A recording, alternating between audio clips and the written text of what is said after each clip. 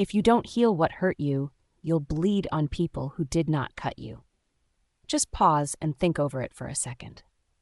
Okay, cool. Now welcome back to my channel.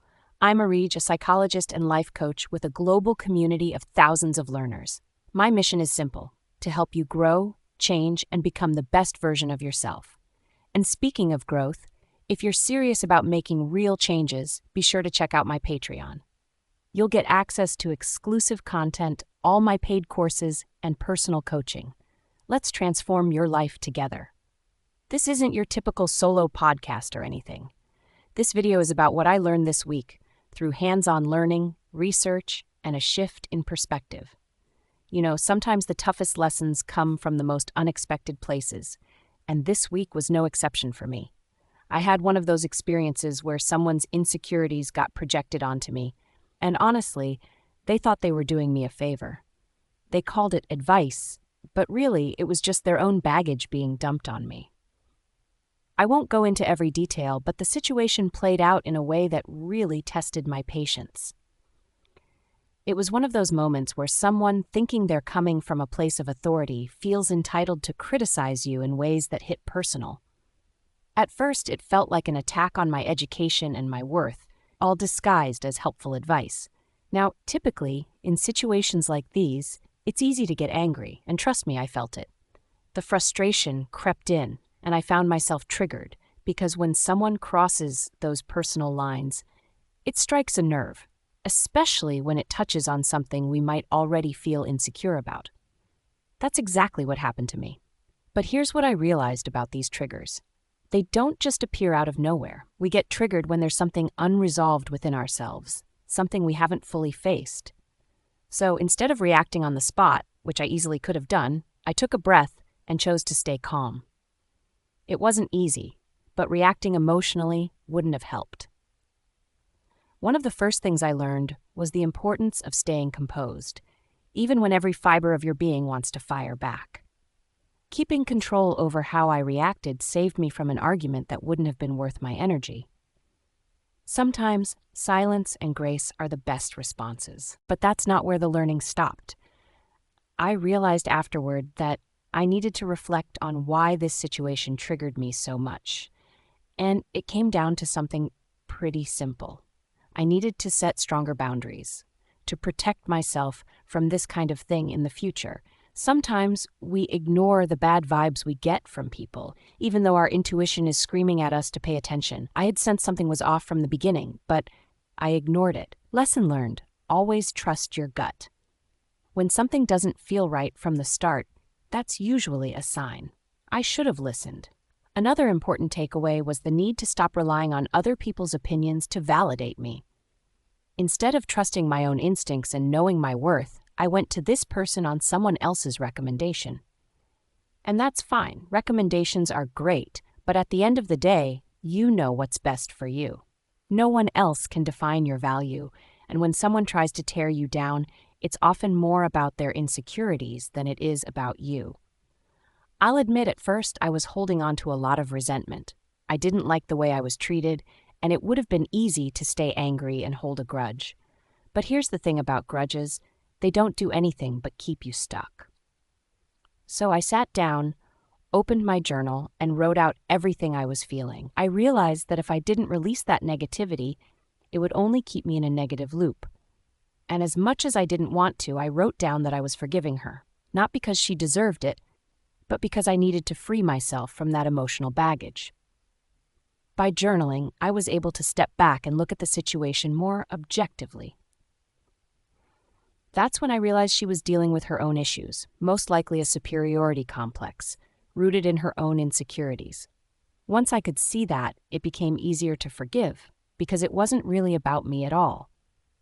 People often project their fears or frustrations onto others because they haven't dealt with their own internal struggles, and that's exactly what happened here. The biggest lesson: don't take on someone else's issues. We all have our own stuff to deal with, and it's important to differentiate between what's yours and what's theirs. I had to remind myself that I don't need anyone's approval to be valid, to grow, or to be successful. As long as I'm doing the work and continuing to improve myself, that's what truly matters. So here's where I landed. Trust in yourself and your intuition. Don't rely on external validation or the approval of others, because when you do, you're giving away your power. And when someone's throwing negativity your way, try not to take it personally. It's more about them than it is about you. Instead, stay grounded, journal it out, and use those tough moments as opportunities to reflect and grow. And most importantly, forgive. Not for them, but for yourself. Holding on to anger only keeps you stuck. Letting go and forgiving allows you to move forward with a clearer mind and a lighter heart. So, as hard as it was, I forgave her and moved on. And now I can honestly say that I'm better for it. Now, moving on to the next section, this is where we dive into the concepts I learned or revisited this week. Feel free to skip this part if you're not into it, but I'd recommend sticking around if you're serious about understanding yourself better. Because honestly, psychology isn't just for psychologists. It's for everyone. We all live with emotions, we all interact with people, and knowing even a little bit about how the mind works can make a huge difference. So, let's jump straight into it. First up is anticipatory anxiety. Ever found yourself stressing about something that hasn't even happened yet? That's exactly what this is. Imagine you have a big presentation next week. Even though it's days away, you start worrying about it now. Your brain goes, what if I mess up? Or what if people judge me? And even though nothing has actually happened yet, your body starts reacting as if you're already in the middle of it. Heart racing, maybe some sleepless nights. Anticipatory anxiety is when your mind convinces you that the future is already here and it's a disaster waiting to happen. On the flip side, we've got retrospective anxiety. This one's all about the past. It's when you replay events in your mind and stress over what you should have done differently. Let's say you gave a presentation last week. Everything went fine, but you keep thinking, I shouldn't have stumbled over that word, or why didn't I mention that one point? Even though no one else noticed, you're stuck in a loop, mentally tearing yourself apart over something that's already done and dusted. And then there's existential anxiety. This is a deeper, more philosophical kind of anxiety, one that comes up when you start questioning your very existence. For example, think about someone going through a divorce. If that relationship was the foundation of their life, its collapse can lead to some serious existential dread. Questions like, what does this mean for my future? Or who am I without this relationship? Pop up. It's that deep sense of unease when life, as you know it, starts to feel unstable. Now, let's talk about hormones, specifically the ones behind stress. Cortisol, adrenaline, and norepinephrine. These are the guys behind the scenes, controlling your body's fight-or-flight response. Adrenaline and norepinephrine are quick to act. Think of them as the immediate panic you feel when something scares you. Heart pounding, adrenaline rush. Cortisol, on the other hand, takes its time, but it keeps your brain alert and on edge for a longer period. When you're constantly stressed, cortisol levels stay high, and that's when it becomes a problem.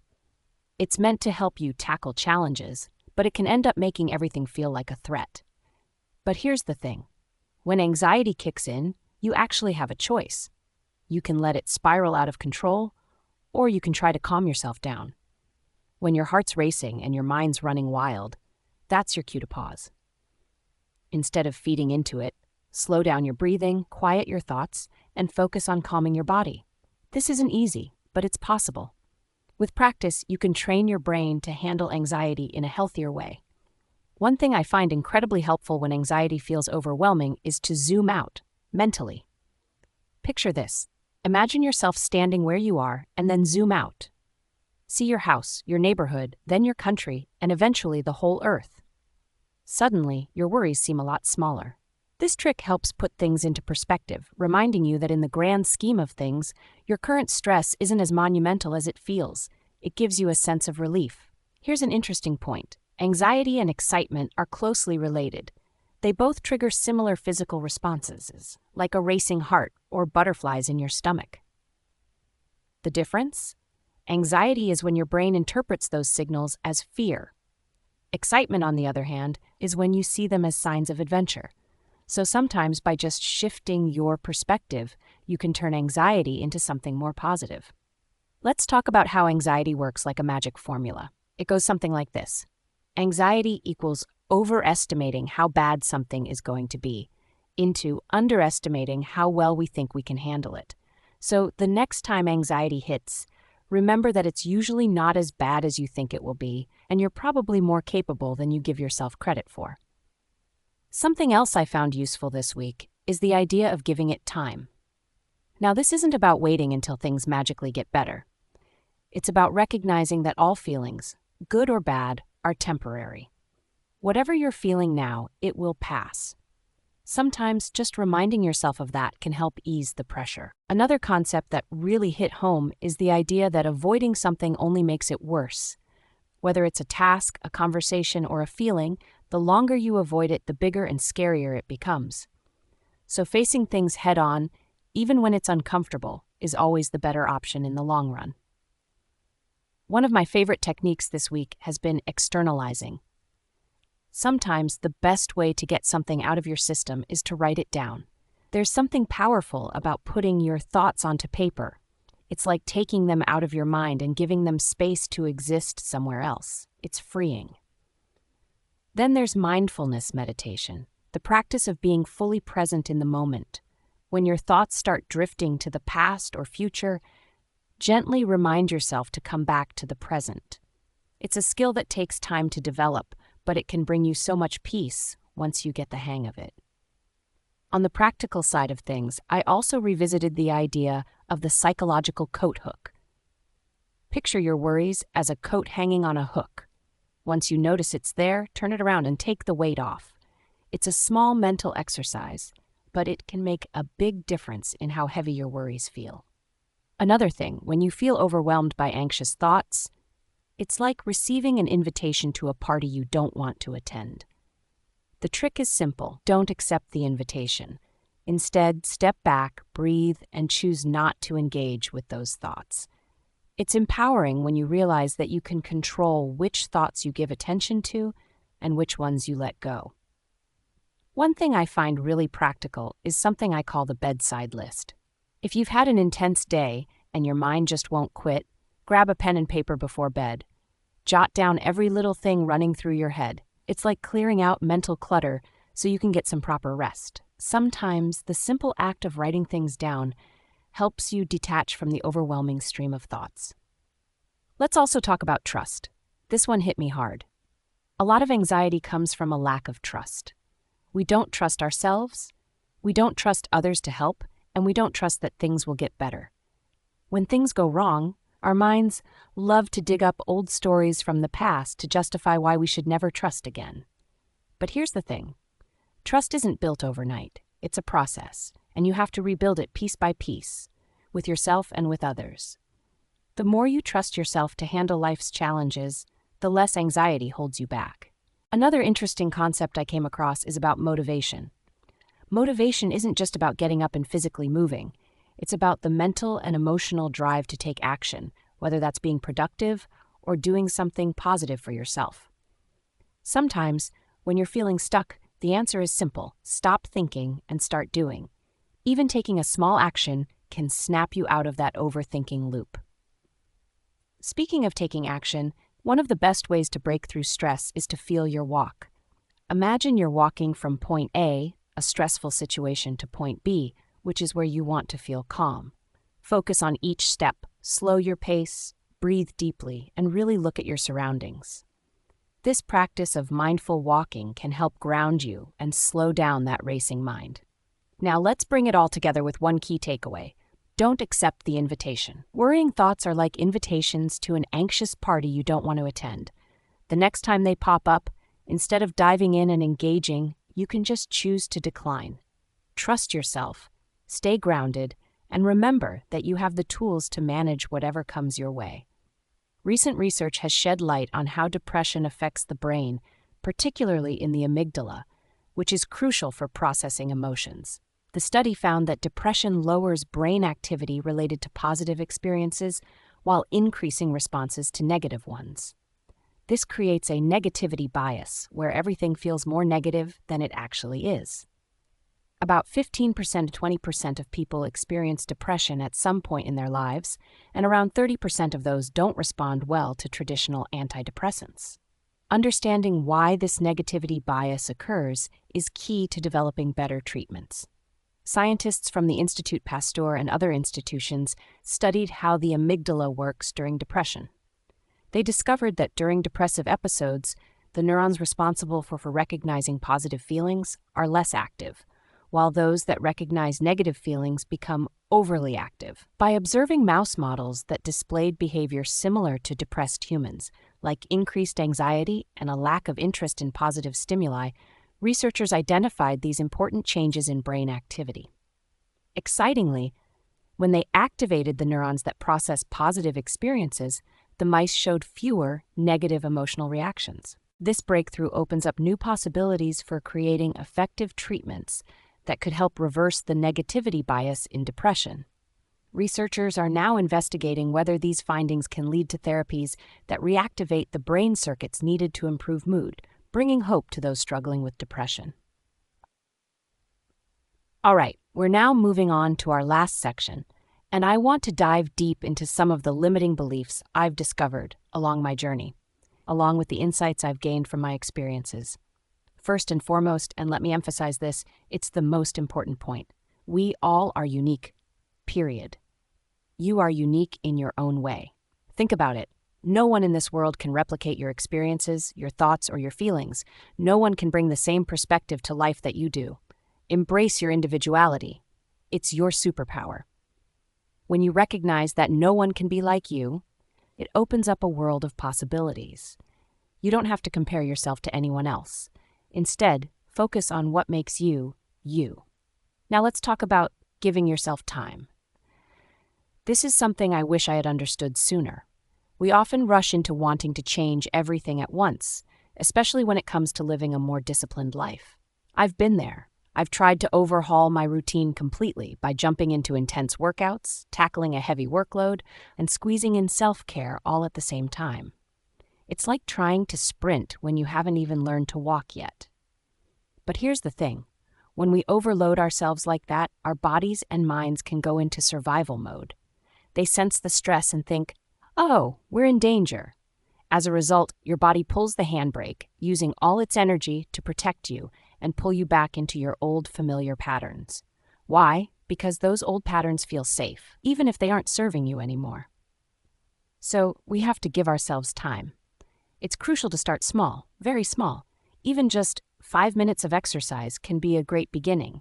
Maybe read a few lines from a book or meditate for a few moments. That's completely okay. It's all about taking those baby steps. Think about it like this. When you're teaching a child how to walk, you wouldn't say, hey dude, you need to run a marathon. No way. You would show them how to stand first, then encourage them to lift their feet and eventually take those tiny little steps. Sure, they might fall down. Everyone does. But the important part is that they get back up and keep trying. That's how growth happens, step by step, little by little. Next up is something I feel very passionate about, asking the mighty creator, the universe, or whatever you believe is your source. This practice has been a game changer for me. When you feel stuck or uncertain about something, take a moment to sit down, close your eyes, and have an honest conversation with your creator from your heart. You don't have to say fancy words or perform rituals. Just talk. Share your worries, your desires, your questions, whatever is on your mind. Trust me, the universe is always listening, and you'll often find that clarity comes when you least expect it. It can be a profound experience that helps you reconnect with your purpose and direction. Finally, let's discuss the importance of trusting yourself. Throughout my journey, I've come to realize just how vital it is to cultivate self-trust. As someone who has spent a considerable amount of time living in survival mode, I know how hard it can be to trust yourself in a healthy way. It's easy to get caught in patterns of self-doubt, especially when life feels overwhelming or unpredictable. But here's the truth. Learning to trust yourself is a process, and it's not impossible. Start small. Make a commitment to yourself, even if it's just one tiny promise, like drinking a glass of water each morning or journaling for 5 minutes. Each time you follow through, you're building that trust. You're proving to yourself that you can rely on your own words and actions. Remember, every little step you take adds up over time. And don't be too hard on yourself if you stumble along the way. Just get back up and keep going. So, as we wrap this up, I want to leave you with these key takeaways. You are unique. Never forget that. Give yourself the time you need to grow. Don't hesitate to ask for guidance from the universe or your creator. And most importantly, learn to trust yourself. You have everything within you to navigate this journey and create the life you desire. And before I wrap up, I want to take a moment to invite you to dive deeper into topics like these. If you're ready to start making real changes in your life, I encourage you to check out my Patreon. There, I share exclusive content, in-depth courses, and personalized coaching that are designed to help you take the next step on your personal growth journey. It's a supportive community where you can learn, grow, and thrive together with like-minded individuals. Thank you so much for spending this time with me today. I hope you found some valuable insights that you can take with you. Remember, every small step counts. I'll see you next week in another episode of What I Learned in a Week. And if you have any specific topics you'd like me to cover, please don't hesitate to mention them in the comments below. Your feedback is incredibly important to me, and I want to create content that truly resonates with you. Until next time, take care and keep shining.